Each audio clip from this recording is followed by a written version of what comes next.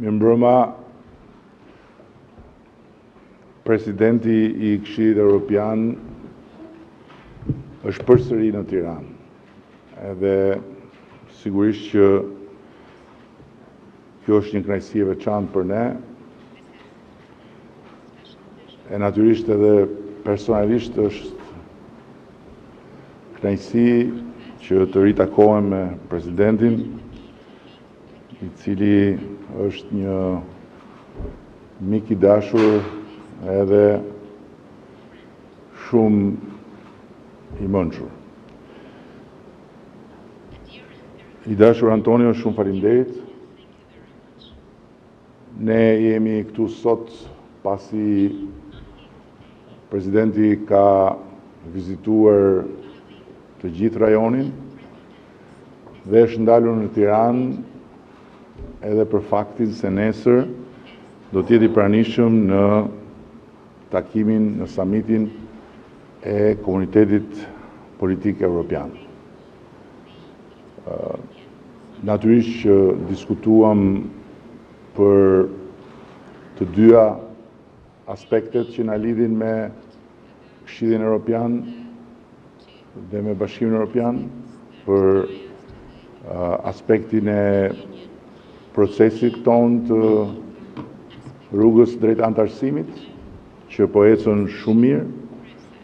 Sot Shqipëria është zyrtarisht në tryezën e negociatave me 16 kapituj të hapur, 8 kapituj të tjerë do të hapen në ditët në vijim dhe synojmë që t'i hapim të gjithë kapitujt brenda vitit, ndërkohë që siç e kam ndarë edhe publikisht gjatë gjithë fushatës elektorale në mënyrë të veçantë, plani I përbashkët me Komisionin Evropian dhe I mbështetur nga vendet anëtare është që të arrijmë të mbyllim negociatat në harkun e 3 vjetëve, domethënë nga 2024 kur filluan 2027. Është një plan shumë ambicioz, por është një mundësi e jashtëzakonshme për ne, pasi janë rreshtuar yjet në një farë mënyre dhe Bashkimi Evropian sot, si asnjëherë më parë të paktën në memorien time, është shumë I dëshiruar që të pranojë antarë të rinj, por natyrisht bazuar në merit dhe bazuar në rezultate. Aspekti tjetër për cilin folëm me presidentin është natyrisht ecuria në tërësi e rajonit, sepse edhe kjo është e lidhur me arsyen pse Bashkimi Evropian sot është në gatishmërinë më të lartë për të pranuar antarë të tjerë, sepse edhe konteksti gjeopolitik është I tillë dhe unë dëshiroj që të përfitoj nga rasti edhe sot, po patjetër edhe nesër kjo do të jetë pjesë e diskutimit që t'i ftoj të gjithë kolegët e rajonit, miqtë e mi, që të mos e humbasim këtë moment që historia na e ka sjell në derë dhe ta shfrytëzojmë maksimalisht këtë gatishmëri të Bashkimit Evropian, pa harruar që historia e gjithë këtyre viteve ka treguar se procesi I zgjerimit mund të shpejtohet në një moment dhe mund të vazhdohet për shumë vite.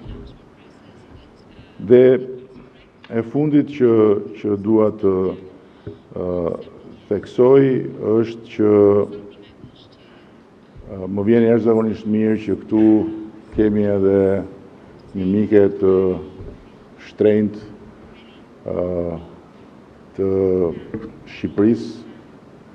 Në fakt, definicioni eksakt nuk është mike, po është ish mike, sepse tani më është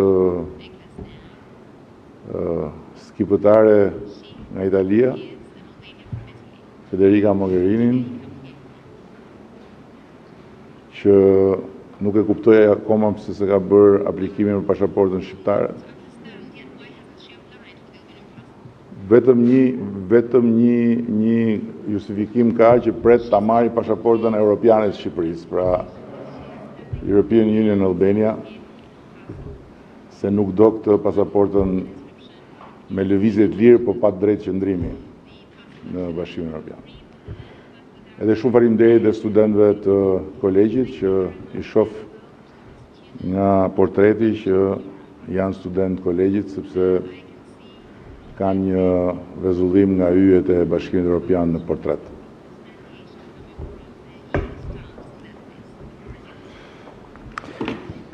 Thank you very much, dear Prime Minister, dear Edi, for your hospitality, për mikpritjen,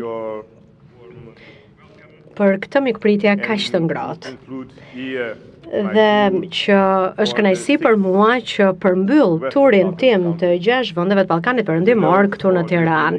Siç e dini edhe ju, për Bashkimin Evropian, zgjerimi me vendet e Ballkanit Perëndimor është investimi më i madh geopolitik që ne po bëjmë për momentin, dhe ky është momenti i duhur dhe e kemi ne në dorë tashmë për të arritur këtë proces sa më shpejt që të jetë e mundur. Shqipëria është mishërimi i procesit të zgjerimit të Bashkimit Evropian, duke qenë në rrugën e dur drejt antarësimit në BE. Rezultati i zgjedhjeve këtë javë konfirmoi edhe një herë dëshirën e qytetarëve shqiptar për të integruar në Bashkimin Evropian dhe i dashur Edi më lejoni t'ju përgëzoj edhe një herë. Faleminderit për këtë fitore mbreslënëse. Antarësimi i Shqipërisë në Bashkimin Evropian është objektivi ynë e përbashkët. Dhe këtu nuk bëhet fjalë për në qoftë se apo se si, por këtu bëhet fjalë për kur. Ju e dini pikërisht se çfarë dhe eksaktësisht se çfarë duhet bërë. Dhe ajo që dëshiroj të bëj është vetëm t'ju inkurajoj që syt t'i mbani drejt këtij objektive dhe të arrini rezultate të tjera edhe tashmë në fund, dhe pikërisht tashmë dy çështje janë kyçe: ruajtja e ritmit dhe intensifikimi i punës, në veçanti sundimi i ligjit dhe lufta kundër korrupsionit.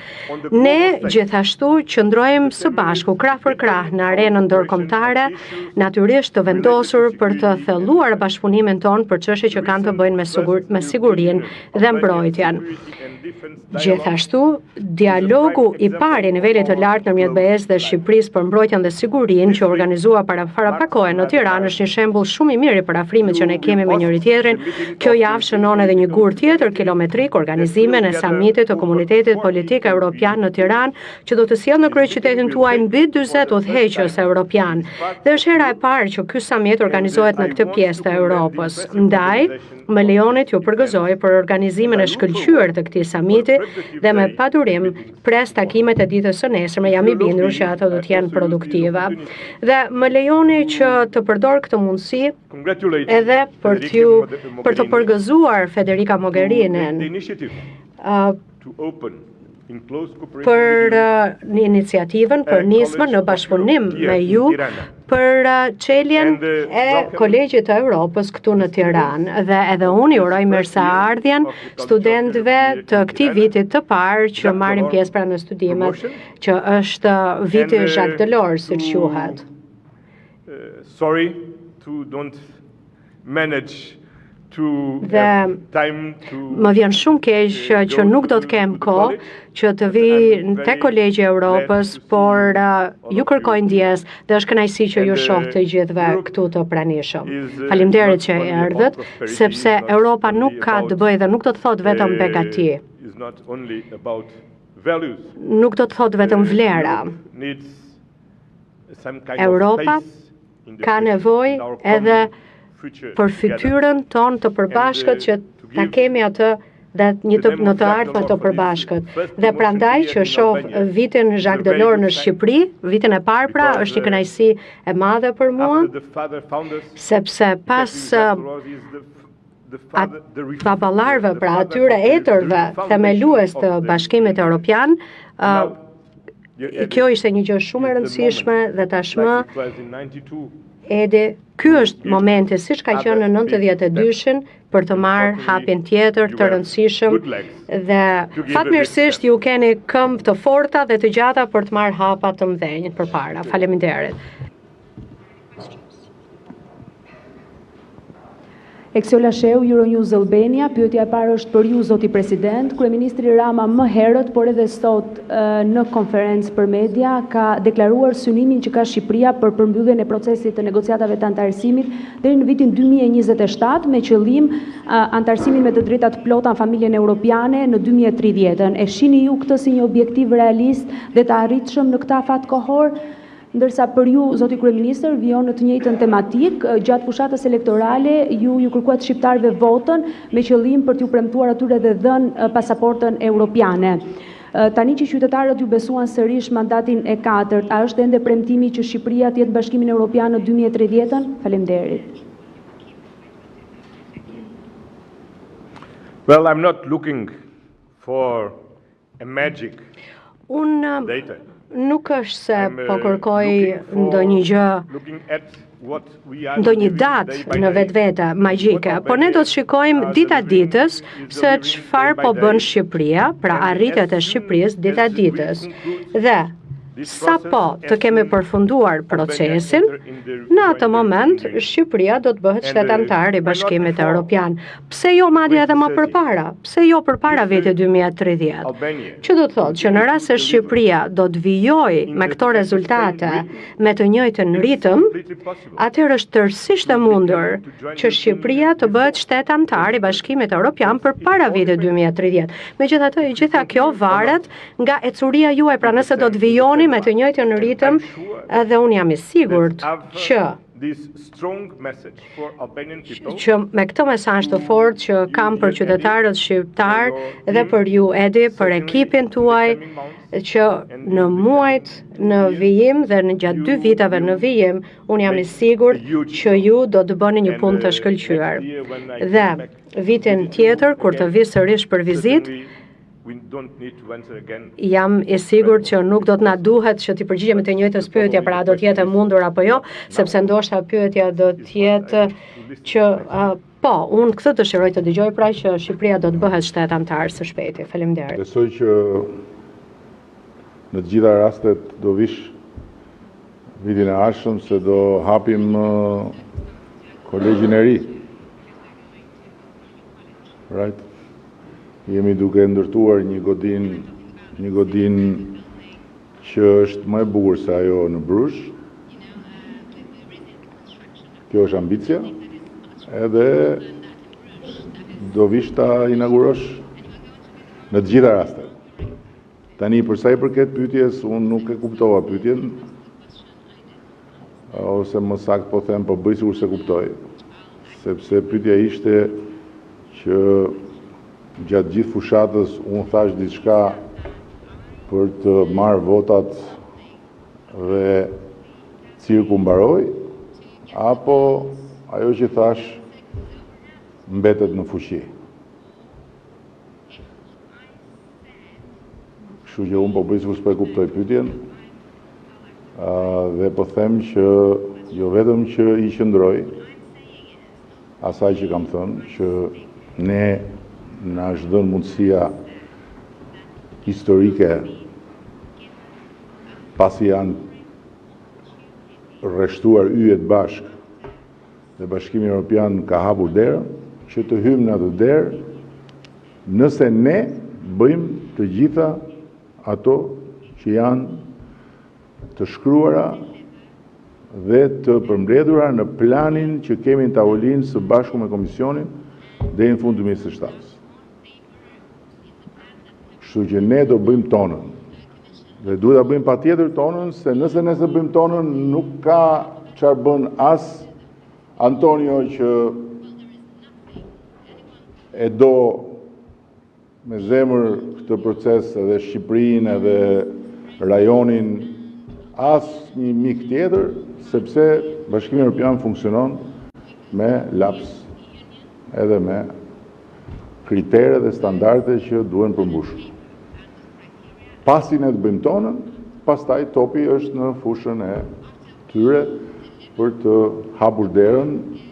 Zoti ju shtofti natin, themi ne, edhe para 2030-s, po ne kemi vënë 2030, nuk e pas parasysh që mund të ketë në proces momente që mund të marrin më shumë kohë.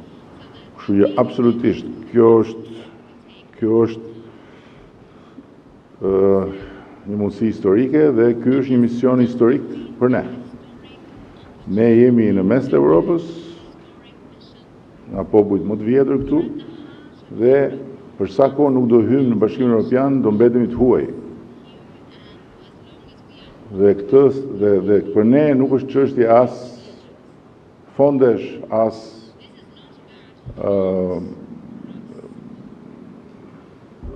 prosperiteti, por në radh parë është çështje dinjiteti. Është çështje identiteti, është çështje përkatësia. Dhe ne duam ta mbyllim këtë proces. Greta Bullari, televizioni ABC News.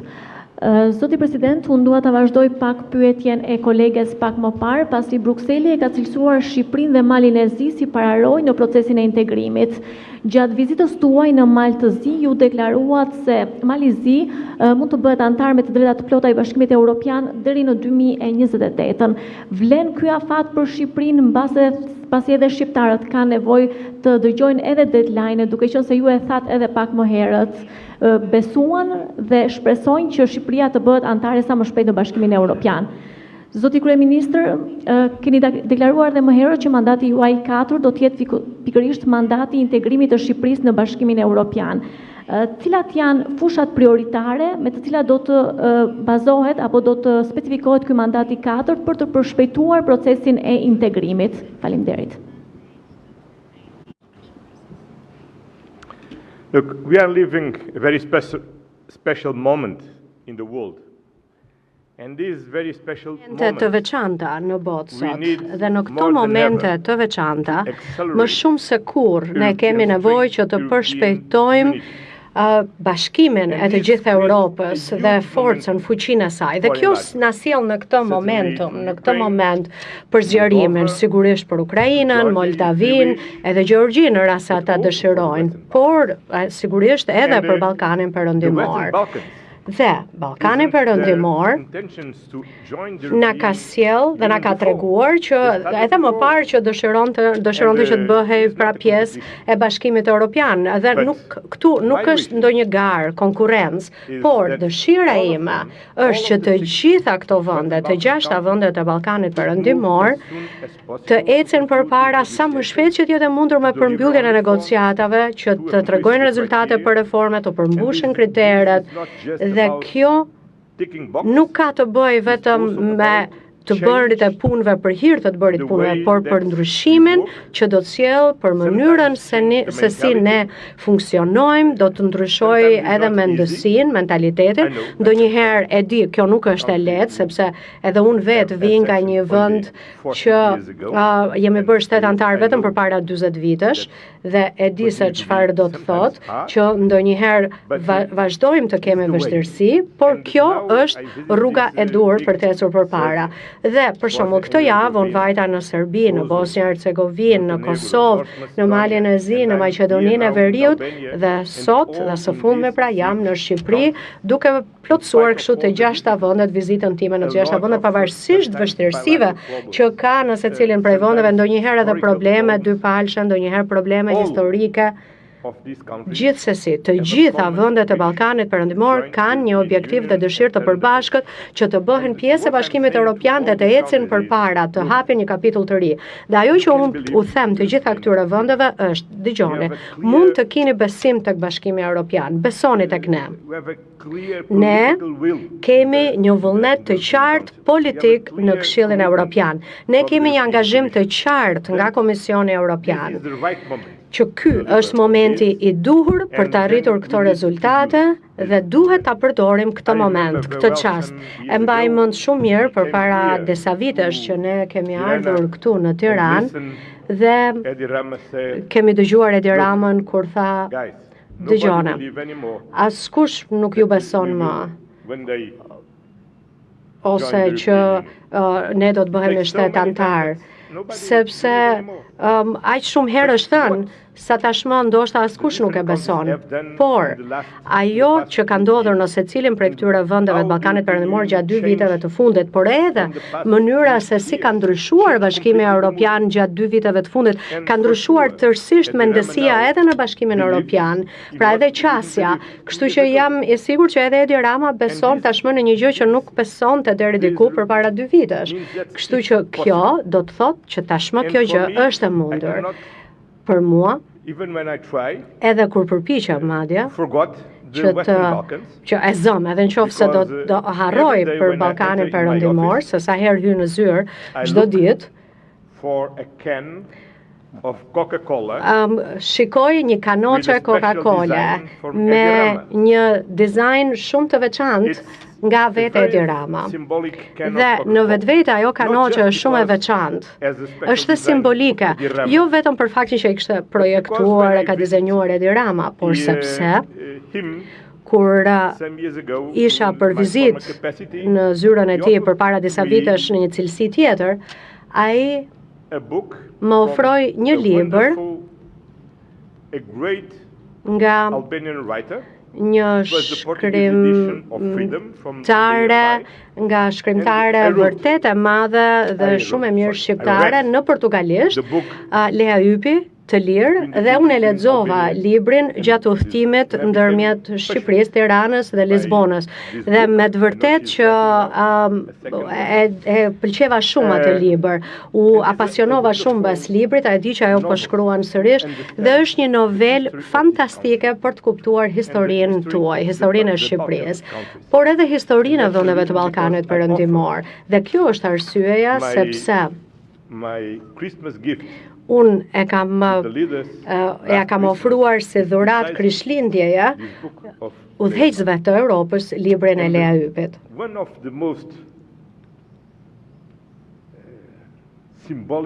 Dhe një nga momentet më simbolike të librit të saj ishte momenti kur po diskutohej për kanoqen e Coca-Colës. Pra, çfarë përfaqësonte ajo? Në ato kohë, kur Shqipëria ishte një vend i izoluar dhe ishte aq larg të theme e veçuar nga vendet e tjera të Europës, dhe sa herë shoha të kanoqen në zyrën time, gjithmonë mendoj, ky është misioni ynë, ky është objektivi ynë, që të japim fund të izolimit dhe të përmbyllim bashkimin e familjes dhe kontinentit tonë evropian.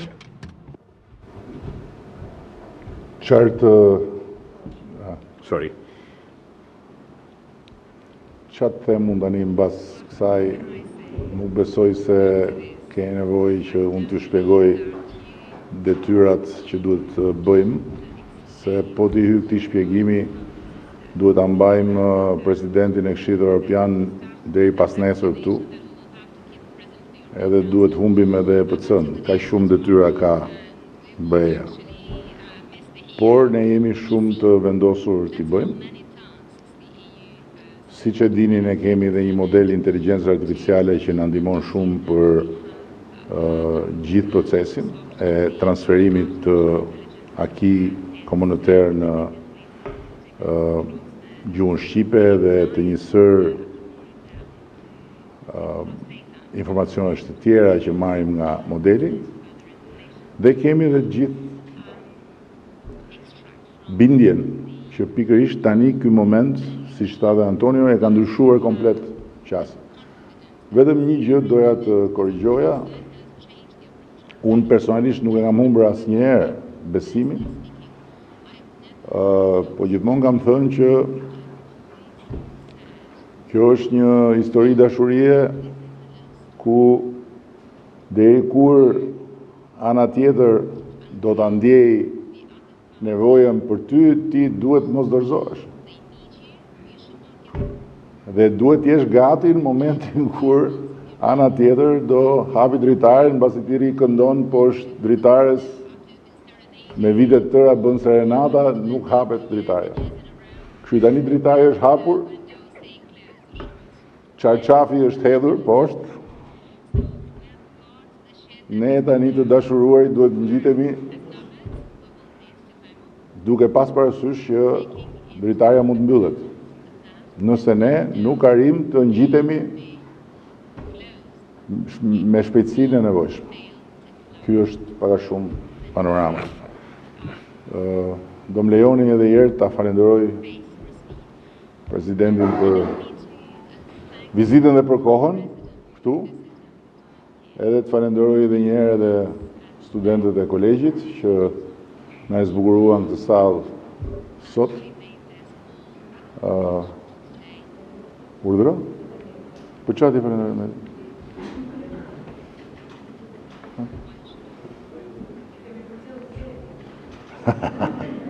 Po jo, falenderoj dhe juve patjetër, po nga që juve ju kemi këtu gjithmonë, ju falenderojmë me disponimin tonë. Kjo ishte ideja, po patjetër falenderoj dhe ju të gjithëve. Shumë falenderoj. Thank you, Antonia. Gracias. Obrigado.